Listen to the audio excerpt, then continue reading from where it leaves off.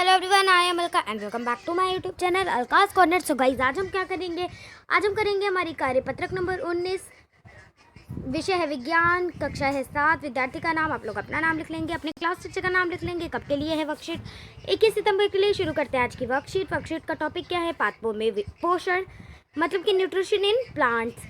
अब प्रमुख शब्द हैं, कुछ कीवर्ड्स हैं, हमें डेफिनेशंस दी गई है। जल्दी जल्दी पढ़ लेते, फिर हमारे क्वेश्चन आंसर कर लेंगे और वीडियो ज़्यादा लंबी भी नहीं होगी। स्वपोषण क्या होता है? स्वपोषण, पोषण की वह विधि जिसमें जीव अपना भोजन स्वयं संश्लेषित करते हैं, उसे स्वपोषण कहते हैं या फिर वो स्वपोषण कहलाती है। विषम पोषण क्या होता है? पोषण की वह विधि जिसमें जीव अपना भोजन अन्य पादप या जंतु से प्राप्त करते हैं, विषम पोषण कहलाती है। परजीवी पैरासाइट क्या होता है? एक जीव, पादप या जंतु जो अन्य जीव के शरीर के अंदर या उसके शरीर पर रहता है तथा उसे अपना पोषण करता है, परजीवी कहलाता है। उसके बाद हमारा क्या है? उसके बाद है परपोषी। पादप या जंतु जिसे एक परजीवी अपना भोजन प्राप्त करते हैं, परपोषी कहलाता है। मृतजीवी पोषण, पोषण की वह विधि जिसमें जीव अपना भोजन मृत एवं सड़े गले पदार्थों से प्राप्त करता है, मृतजीवी पोषण कहलाता है। जैसे कि हमारा फंजाई हो गया। फंजाई कौन सा हो गया?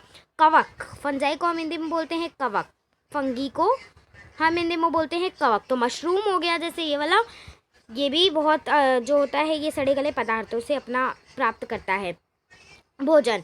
उसके बाद कीटभक्षी। कीटभक्षी पादप क्या होते हैं? कीटभक्षी पौधे जो होते हैं, इंसेक्टिवोरस प्लांट्स हम इंग्लिश में कहते हैं। कीड़ों को खाने वाले पादप जो होते हैं, पौधे होते हैं, कीटभक्षी पादप कहलाते हैं। एग्जाम्पल ले लेते हैं पिचर प्लांट का।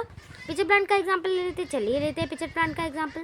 पिचर प्लांट कैसे होता है? यहाँ पे डायग्राम दिया है पिचर प्लांट का, जैसे कि मैंने इंग्लिश मीडियम वाली भी वर्कशीट अपलोड करी है, तो डिस्क्रिप्शन में लिंक दे दूंगी, आप लोग वहाँ से देख लेंगे। और वीडियो को ज़रूर से लाइक कर देंगे, ज़्यादा से ज़्यादा शेयर कर देंगे, कमेंट ज़रूर से कर देंगे। और चलिए इस वीडियो पे एक टारगेट रखते हैं, देखते हैं पूरा होता है या नहीं होता है। 100 लाइक्स का टारगेट रखते हैं, आप लोगों पे डिपेंडेड है। आप लोग इसको पूरा कर देते हैं तो बहुत अच्छी बात है, और नहीं पूरा कर पाते हैं तो ये तो आप लोगों पे डिपेंडेड है, क्योंकि मैं तो इसमें कुछ करूँगी नहीं। तो चलिए, यहाँ पे डायग्राम दिया गया है हमें। कैसा होता है? ये एक पॉटशिप का होता है, मटके जैसा होता है बिल्कुल। इसके ऊपर एक ऐसे सा कुछ होता है, उसके ऊपर एक लीफ होती है, पत्ता जो होता है वो पत्ता इसका ढक्कन होता है। उसके बाद जो सारे कीट पतंग होते हैं ना, कीट होते हैं कि अपने तरफ उनको आकर्षित करते हैं। इसके अंदर से एक बहुत अच्छी सुगंध निकल रही होती है।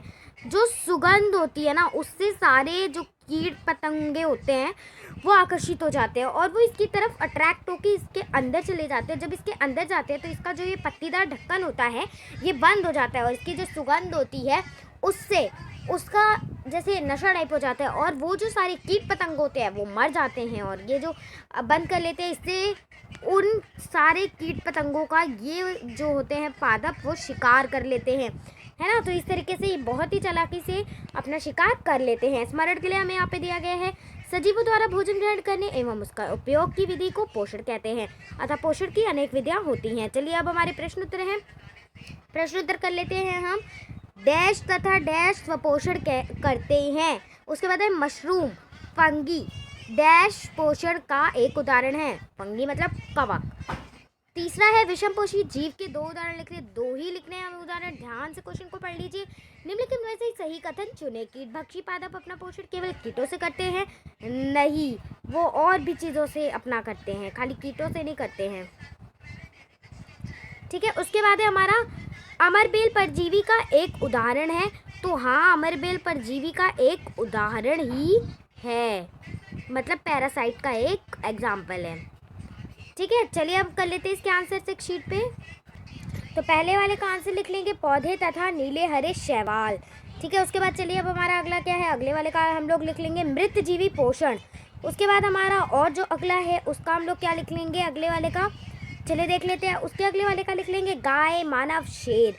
और आखिरी वाले का मैंने बता दिया है गलत, और दूसरा वाला जो है वो सही हो जाएगा, मतलब अमरबेल परजीवी का एक उदाहरण है। मुझे उम्मीद है कि आपको वीडियो अच्छी लगी होगी। वीडियो को जैसे कि मैंने बीच में बता ही दिया था, लाइक कीजिएगा प्लीज़, ज़्यादा से ज़्यादा शेयर भी कीजिएगा, और कमेंट करके ज़रूर बताइएगा आपको वीडियो